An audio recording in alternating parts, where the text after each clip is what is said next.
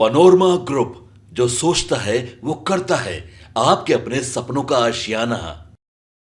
नमस्कार, आप देख रहे सिटी पोस्ट लाइव और मैं हूं आपके साथ नेहा मिश्रा। बिहार विधानसभा चुनाव 2025 जैसे जैसे अंतिम चरण की ओर बढ़ रहे हैं, सियासी बयानबाजी भी चरम पर पहुंच गई है। इसी बीच मुख्यमंत्री नीतीश कुमार के करीबी और केंद्र सरकार में मंत्री ललन सिंह एक बार फिर विवादों में गिर गए हैं। हालांकि चुनाव आयोग ने उन्हें आदर्श आचार संहिता उल्लंघन के आरोप में नोटिस जारी किया है और 24 घंटे के भीतर जवाब देने का आदेश भी मांगा है। यह कदम उस वायरल वीडियो के बाद उठाया गया है जिसमें ललन सिंह को मोकामा में जेडीयू प्रत्याशी अनंत सिंह के समर्थन में प्रचार के दौरान विवादित टिप्पणी करते हुए सुना गया था। हालांकि सोशल मीडिया पर वायरल हो रहे वीडियो में ललन सिंह कथित तौर पर कहते दिख रहे हैं, एक दो नेता हैं, उनको चुनाव के दिन घर से निकलने नहीं देना है, घर में पैक कर दीजिएगा, अगर बहुत हाथ पैर जोड़े तो उनसे साथ ले जाइए और वोट दिलवाइए। तो ये बयान सुनते ही विपक्षी दलों में खलबली मच गया है। कांग्रेस और राजद ने इसे मतदाताओं को धमकाने और चुनाव प्रक्रिया को प्रभावित करने का प्रयास भी बताया है।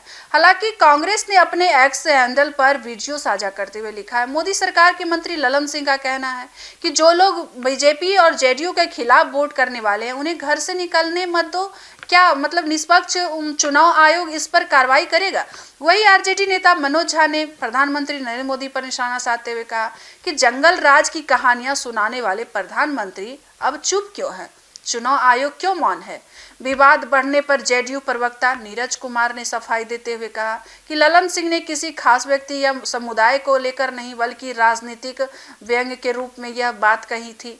लेकिन उनके मुताबिक नेताजी ने किसी को घर में बंद करने की बात नहीं कही, बल्कि प्रतीकात्मक रूप से चुनावी भाषा का इस्तेमाल किया गया। विपक्ष बिना वजह मामले को तुल दे रहा है। हालांकि चुनाव आयोग हर चुनाव से पहले आदर्श आचार संहिता लागू करता है ताकि मतदान प्रक्रिया स्वतंत्र, निष्पक्ष और भयमुक्त माहौल में संपन्न हो सके।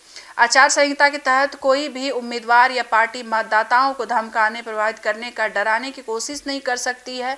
ऐसे मामलों में आयोग पहले संबंधित नेताओं को स्पष्टीकरण के लिए नोटिस भेजता है। अगर जवाब असंतोषजनक पाया जाता है तो आयोग अनुशासनात्मक कार्रवाई, प्रचार पर भी रोक लगा देता है, यानी कि यह चेतावनी जैसे कदम उठा सकता है। गंभीर मामलों में उम्मीदवार को भी आयोग की घोषित किया जा सकता है।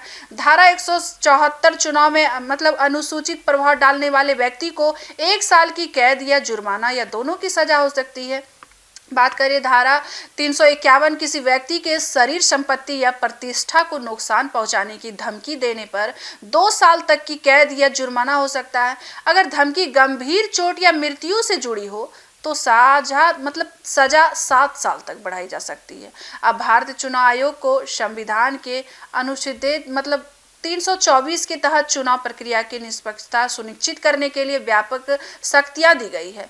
आयोग आवश्यकता पड़ने पर और यदि मामला गंभीर हो तो जनप्रतिनिधित्व अधिनियम 1951 के तहत उम्मीदवार की अयोग्यता की सिफारिश भी कर सकता है।